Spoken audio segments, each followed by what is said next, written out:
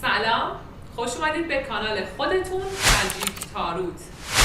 دوستای خوبم، این انرژی خوانی برای فرداست. برای فردا قراره چه اتفاقی براتون بیفته؟ این انرژی خوانی رو از دست ندید چون تایم کوتاهی خواهد بود و افراد کمتری نسبت به ویدیوهای گذشته میتونن این ویدیو رو تماشا کنن. پس تا انتهای این ویدیو با من همراه باشید. نیت کنید دوستان خوبم، انرژیتون رو با من همسو کنید. روز پیش رو از لحاظ کاری و مالی، احساسی، هر اتفاقی که میخواد بیفته از طریق برگاه تاروت برای شما گفته میشه. نیت کنید انرژیتو به برگاه های من بده. این ویدیو رو لایک کن، سابسکرایب کن، 3 تا قلب خوشگلی پایین برام بذار. بریم ببینیم فردا چه اتفاقی میفته. فردا من یک دلتنگ میبینمت، حال روز خوشی نداری، روی یه دلتنگی، روی یک قهر قرار گرفتی و فردا هم کمی شما رو سردرگریبان میبینم. تلفن، تماس و مبلغی که به حسابت واریز میشه، این مبلغ چشمگیر هست و میتونه یه سری از داستانهای شما رو حل و فصل کنه. اگر قراره توی یک جلسه شرکت کنید، فردا با شما تماسی گرفته میشه و احتمال اینکه به این جلسه دعوت بشید و این جلسه با شما فیکس بشه بسیار زیاده. یه سری از شما دوستان توی راه و مسیر کمی براتون مشکلات و ناراحتی دارم میبینم. اوضاع خیلی خوب نیست. کسی که توی بستر بیماریه شاید ازش حرفی رو بشنوی که بدتر شده اوضاعش، اما مقطعی هست، نگران نباشید. دوست خوبم که برای الان مجردی و با ستاره بختت یا ارتباط داری یا میخوای ببینی چه اتفاقی میفته، من تماس غیر منتظره یا حتی یک دیدار، یک آشنایی غیر منتظره توی 24 ساعت آینده براتون میبینم. خب خانمی که فکر میکنی همه چیز تموم شده، توی بستر بیماری قرار گرفتی، توی بستر کسالت قرار گرفتی و فکر میکنی همه چیز به هم خورده، من فردا رو هم متاسفانه شما رو توی یک بستر غم و اندوه میبینم. مقطعی هست دوست خوبم.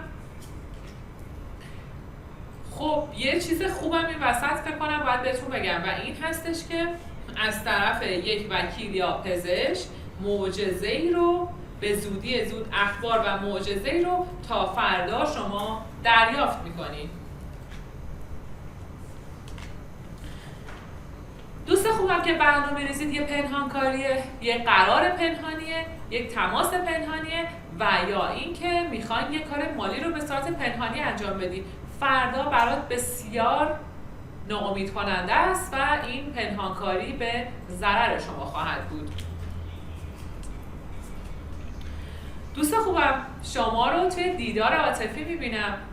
بیشتر از 50% از دوستانی که دارن این انرژی خوانی رو، این ریدینگ رو تماشا میکنن، دیدار با کیس عاطفی برات افتاده. من هماغوشی، کنار هم قرار گرفتن و دیده بوسی با کیس احساسیتون براتون میبینم. خب یک آدم بسیار قوی رو من دارم اینجا براتون میبینم. یه آدمی که قدرتمنده. آیا این آدم رئیستونه؟ آیا این آدم کسی هستش که شما بهش تکیه میکنید و این آدم رو تکیهگاه خودتون میبینید؟ قطعی و 100% کنار این شخص خوشحالی اتفاق خواهد افتاد.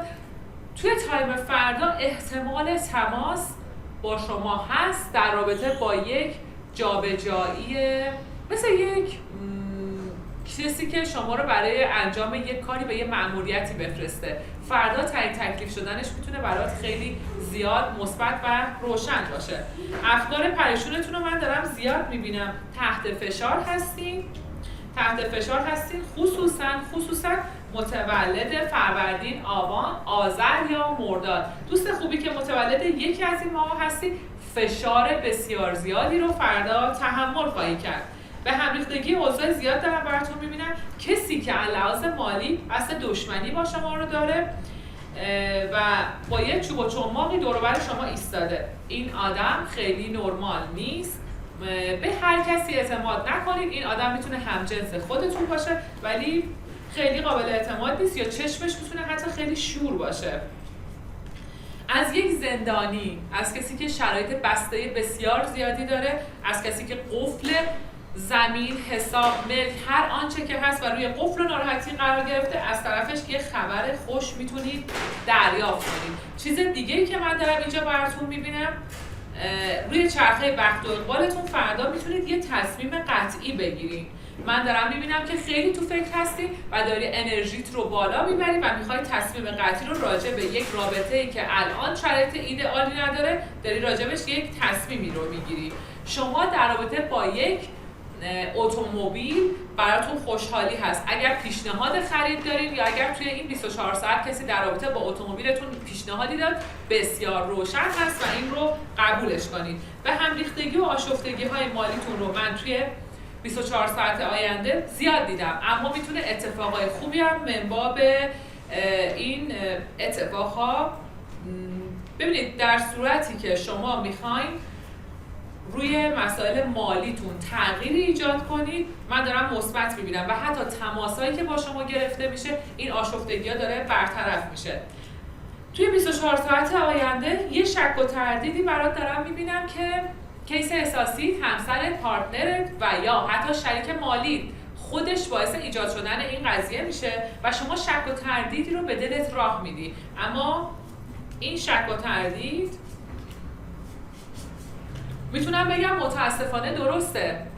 شما به حس شیشم خودت اعتماد کن و اون حست رو نادیده نگیر، چون دوست خوبم که توی 24 ساعت آینده شک به دلت میفته راجع به کیس مقابلت، راجع به خرید و فروشت، راجع به مسائل مالی و کاری، این حس رو نادیده نگیر و قطعا یه همچین اتفاقی در شرف وقوع هست.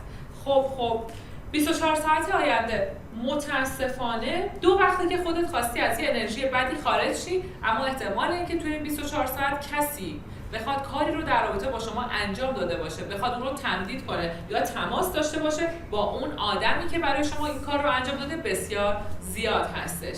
چیز دیگه‌ای که من براتون می‌بینم، خب اگر دنبال معامله ملکی بودید هستید و این هنوز براتون مبلغش جابجا نشده، اوکی نشده، من براتون میبینم که این مبلغ جابجا میشه، اوکی شدنش رو دارم میبینم. اقدام به هر خریدی که ملکی باشه براتون مثبت و روشن خواهد بود.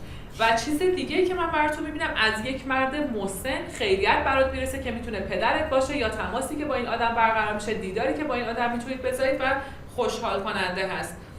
به یک شخصی که یک کمی سنداره کمک میکنید، به نفعتون تموم میشه و من شادی و خوشحالی شما رو دارم میبینم. به یه جشن و مهمانی احتمال اینکه دعوت بشید بسیار زیاده. نتیجه، دنبال نتیجه یک آزمونی، این آزمون 4 وقت دیگه است، توی 24 ساعت آینده میتونه باشه، روی عدد ساعت 4 میتونه این اتفاق بیفته و من براتون اینو عالی دیدم. دوست خوبم که متولد طالعتون روی طالع خاک هست، عنصر خاک. من شما رو یک کمی سردرگریبون میبینم، به هم ریخته هستیم ولی کاملا مقطعی. این به هم ریختگی مالی هست و دیدار و صلح با کسی براتون میبینم که باهاش توی کات عاطفی هستیم. دوستان توی 24 ساعت آینده مواظب باش که با کیس احساسی یه سادگی نکنی، چیزی رو بهش نگی که بخوای بعداً بابتش عذرخواهی کنی.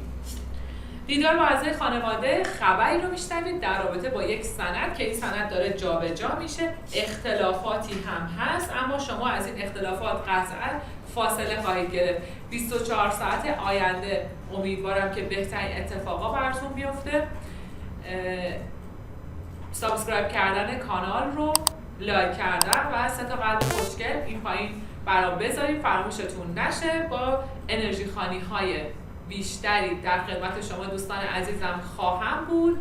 با کامنت هاتون برای یک روز بعد از این ریدینگ حتما برام کامنت بذارید که کدوم از این اتفاق افتاده و اگر سوال خاصی دارین از طریق اینستاگرام میتونید با ادمین ها در ارتباط باشین، شما رو به من وصل میکنن، حتی میتونید فال شخصی داشته باشین. فعلا خدافظ.